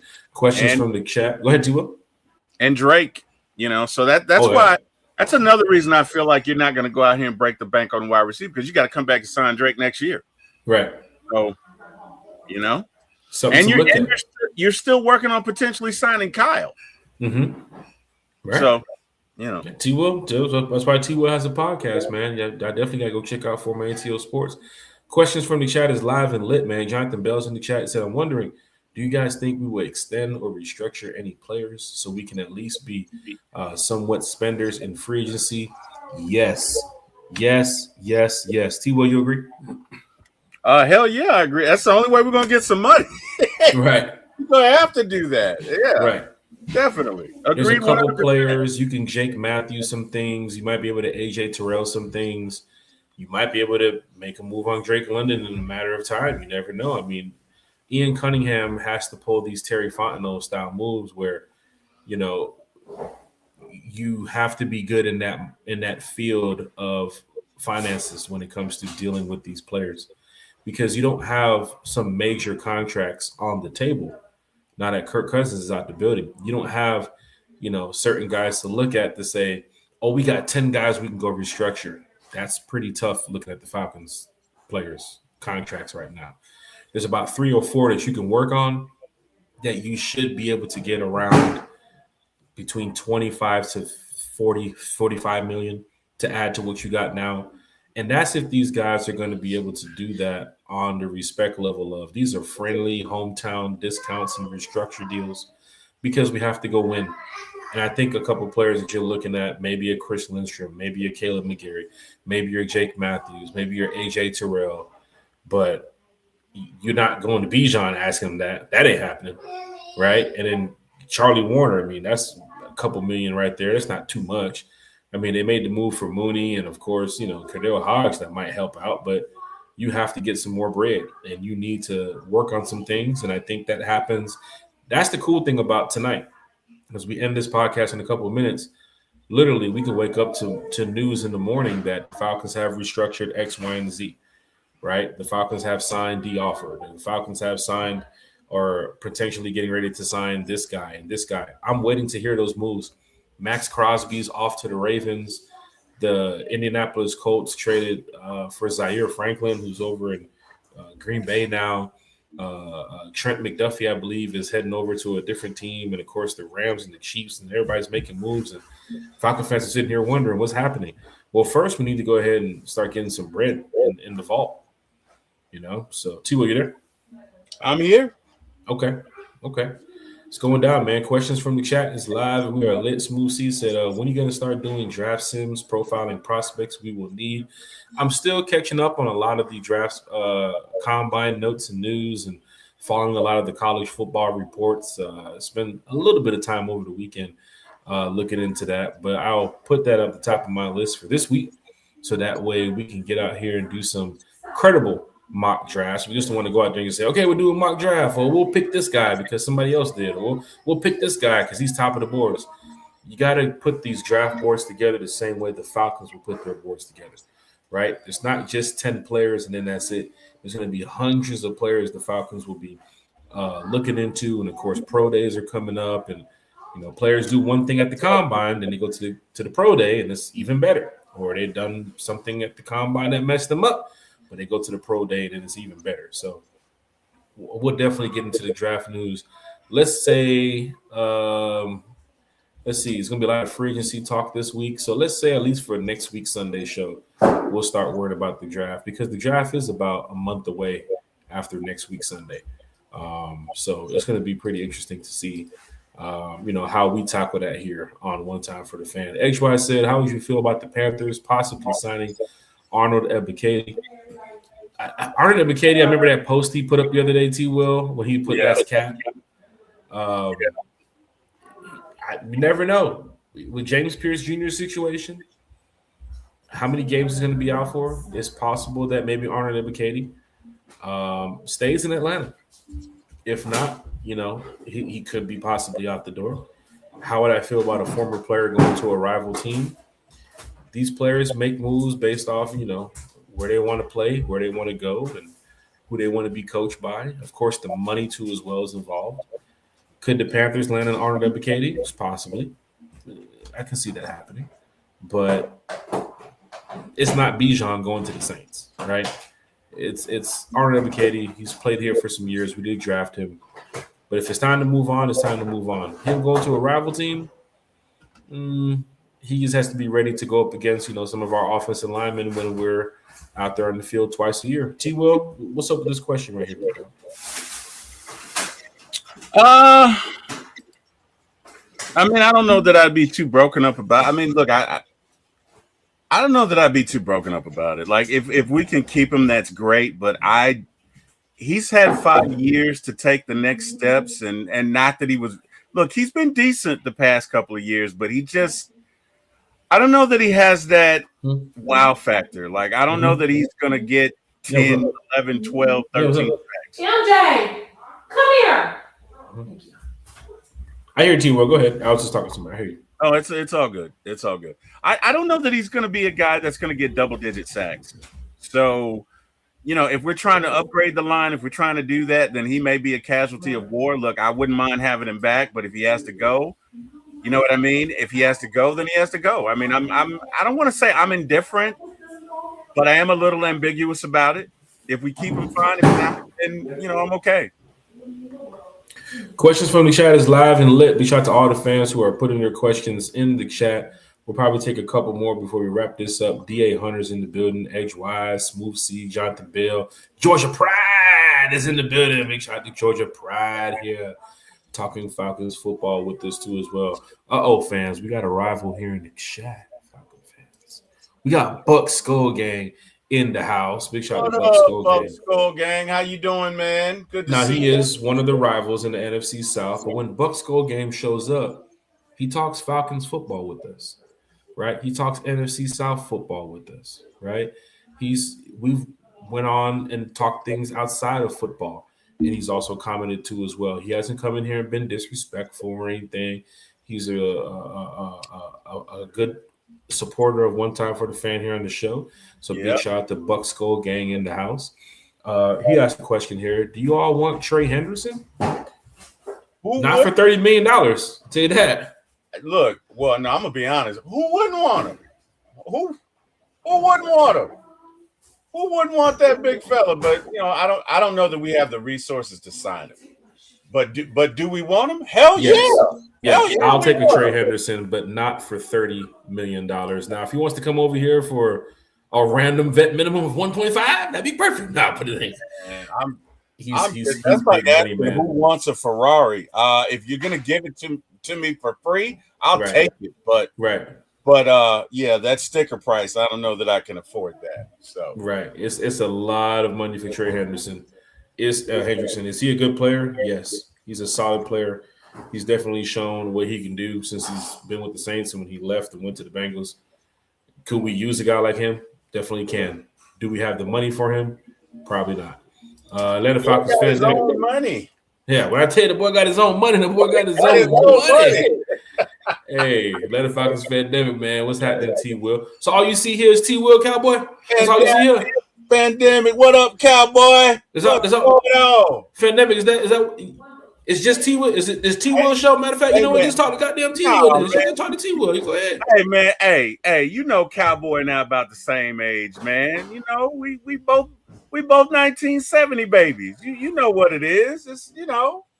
It's like if you see one of your YN friends, you know what I mean? Y'all gonna fellowship. You know what I mean? That's all it is.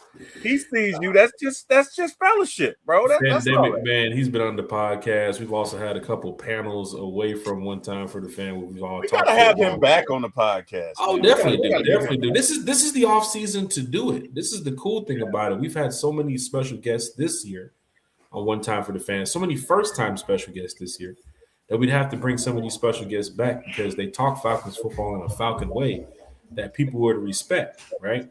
And these people have their own channels too as well. They do a great job talking amongst their community. Fandemic is one of them too as well. So many other folks in the chat. Recondo is here talking Falcons football. You got A1, you got Smitty them, Lady Birds too as well. So many people. Georgia, Texas boy here now has his channel going.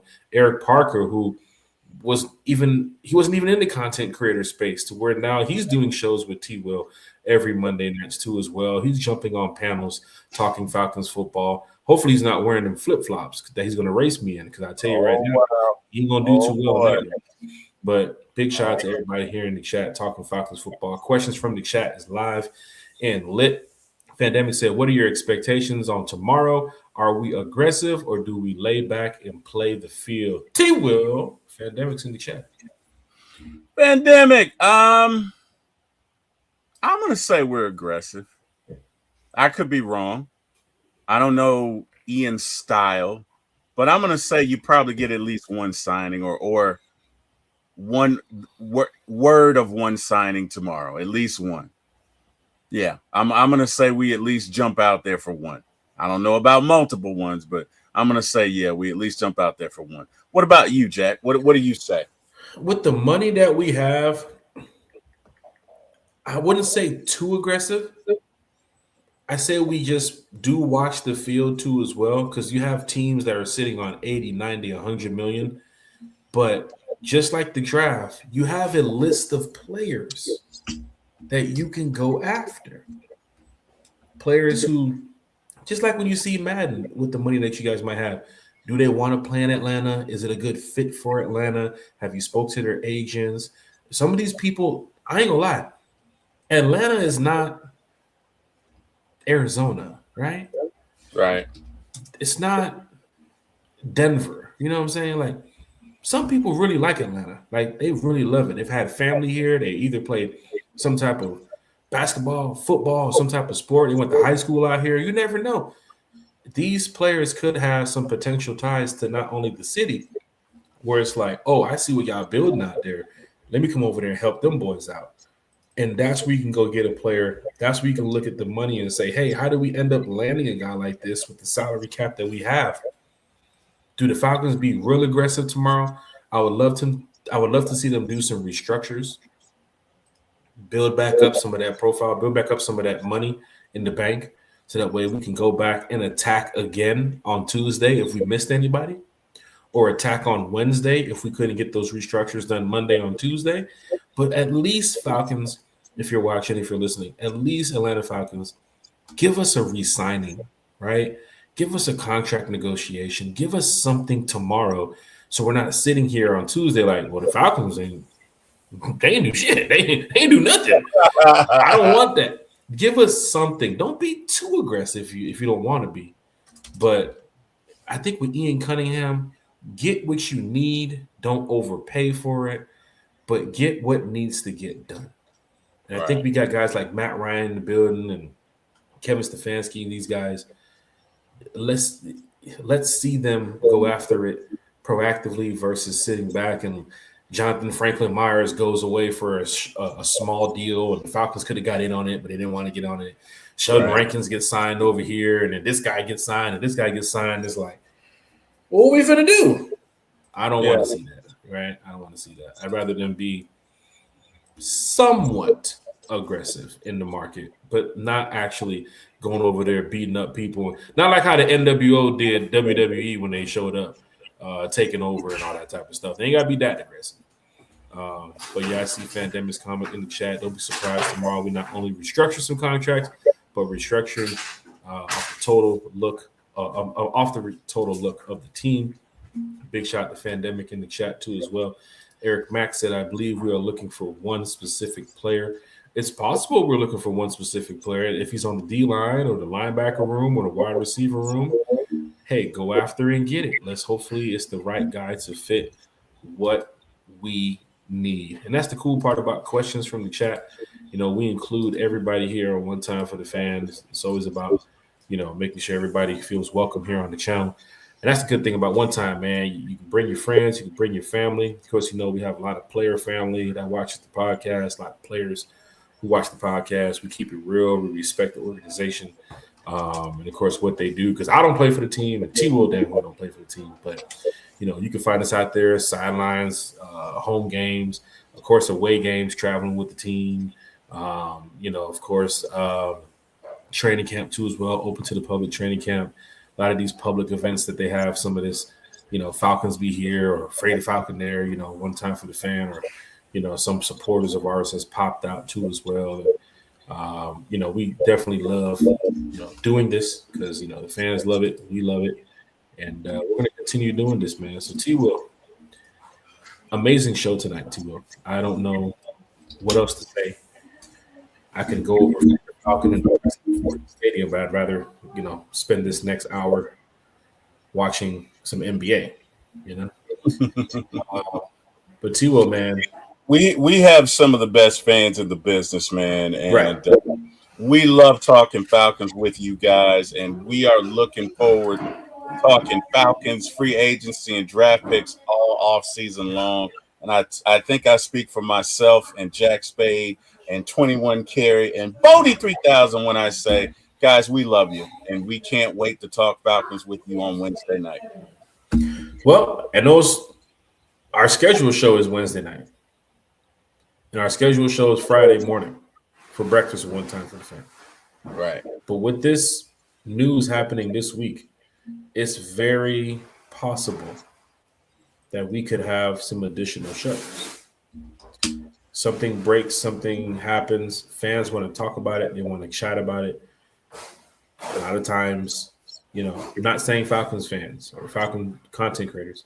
I've watched other podcasts, not in our community space, from outside of the Falcons community. Not saying which team, not saying who it is, but I've seen podcasts where they don't interact with the fans unless they put a super chat on the board. They don't interact with the fans at all. They don't put the questions on the screen. They don't put the comments on the screen. They just talk and talk and talk. One time for the fan, man, from the fan for the fan. You guys really help build the podcast, right? When we're talking these things, you guys put your comments in there. You guys help build this podcast channel since day one to where we are now. We do this in a major way. We do very good with the community, and we're going to continue doing this. And like I said, we're a couple subscribers away from 1,200 just from going live. Talking 1,200. Jackie there. Jackie froze. What we got here? Was there? We good? Yeah, we're good. Mr. Smith says we appreciate y'all for that, my bros. Hey, we appreciate you too, Mr. Smith. Definitely. Right. Definitely. Right. So Falcon fans, hit that like, hit that share, hit the subscribe button. T-Will, let's wrap this thing on up with some shout outs, man. Yes, sir. Hey, to everybody who joined us in the chat, we thank and appreciate you guys. We cannot wait to talk about future Falcons business. And we just love to fellowship with y'all and talk about these Falcons and talk about life. We thank God for you. Hey, man, if you want to check me out, you can check me out here. Typically every Sunday night, Wednesday night at 8 p.m., Friday morning at 9 a.m. if, all things align. You can also see me at for my ATL Sports 1 if you love the ATL Sports, and for my ATL Movies if you love the TV series and movies. Check out your boy. Last but not least, thank God for waking me up and all that he does for me. And if you don't know him, you need to get to know him. Last but not least, Brother Jack and Brother Eric Parker. Thank you for getting my start in this business. Jack, it's on you, bro. Falcon fans, man. Hit that like, share, and subscribe button. What we got here? We got it's looking like Jimmy Garoppolo is getting some interest right now. Before we hit the market here, Geno Smith is getting some potential interest from 3 teams that need quarterbacks. Tua is getting some calls too as well. Raiders have now traded for the Bills veteran cornerback Teron Johnson. Yeah, I saw that, I think. moves are being made, Falcon fans, and still, as I hit refresh and I keep going back, looking and seeing what we got here, the Falcons are not making any moves. Could they be aggressive tomorrow? We will get a chance to see that. A lot is happening, Falcon fans, around the NFL. So just make sure you stay tuned. Just make sure you are prepared for One Time for the Fans updates. You got to hit that like, share, subscribe button on that notification. So that way you can definitely stay in tune with what we have going on. We really love doing this podcast, y'all. Yeah, we do. We really do. Nando Barnes is in the chat. Talks are heating up on us trading for Dylan Gabriel. Hold on. Before I read that, I should have got this ready. Talks are heating up on us trading for Dylan Gabriel. Bruh. Say what? Bruh. Ask him where did he? We need the source. Where did he see this? T-Will, can you just read that first sentence, please, of this? What Nando said? Just the first sentence. Talks are heating up on us trading for Dylan Gabriel. And he got the Last Dragon soundbite. Wow. Guessing we just want bodies into the QB room, and the world has saw that he's a career clipboard holder. I don't approve of this move. I don't approve of either.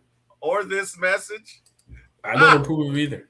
Edgewise said, apprentice the show from a Panthers fan since 95. Panthers fans, Bucks fans, Panther fans. I have a feeling I know who's next. I have a feeling I know who's about to jump in here next. Oh, my goodness. We got a Bucks fan, Bucks Skull Gangs in here. We got Edgewise in the building representing the Panther Nation. Edgewise. Them Trump is about to start playing in a minute. Hey, Edgewise, is this your first time in the show? No, Edgewise has been here. Oh, he's been here before. Okay, He's my been bad. here Go ahead. before now. Welcome, Edgewise. We're glad to have you, buddy. But T-Will, a Bucks fan is in the chat. Shout out to Bucks Go Gang. Edgewise is in the chat. T-Will, in a minute, you might hear that. You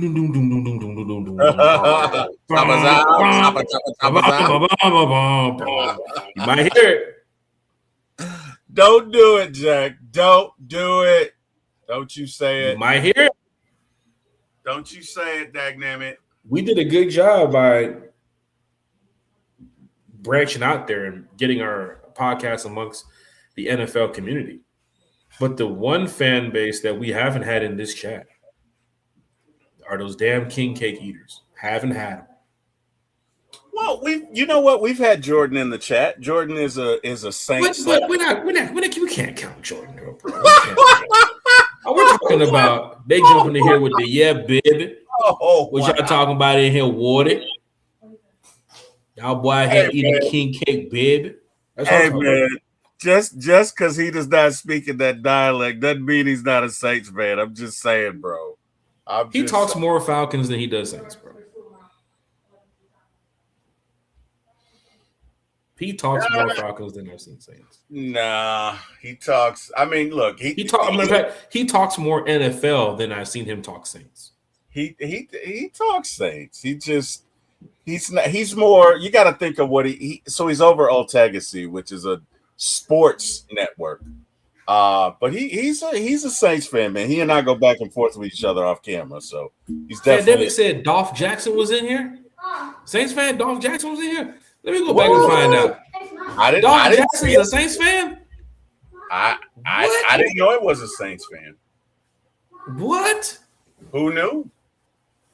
Hey, see, there you go. Long as he don't say them two words. You know them two words when somebody knock at your door? Don't say them two words. Hey, Falcon fans, hit that like, share, and subscribe button. Shout out to everybody in the chat, man. Shout out to my family. Shout out to my friends, man. Shout out to everybody who's just been a part of One Time for the Fan and keep representing that Falcons Nation strong. Keep repping, man. I know them PSL and season ticket payments were due recently, so if you paid them up, that means you're ready to get in that bin. So big shout out to you all. We got a lot going on this week. Scheduled podcast is Wednesday nights at 8, Friday mornings at 9:30. Oh, that's a start laughing when DSGB got that comment. Scheduled podcast DSG, not DSGB, scheduled podcast Friday mornings, breakfast with One Time for the Fan. And of course, a lot of probably pop-up shows this week because if something happens that's breaking news, we want to talk about it amongst our Falcon family, man. So big shout out to everybody in the chat. Big shout out to everybody who's watching. Of course, One Time for the Fan is from the fan for the fan. And we had a great time tonight too, Will. So I'll see you again, sir. I will see you, sir. Hey, good night, everybody, and go Falcons.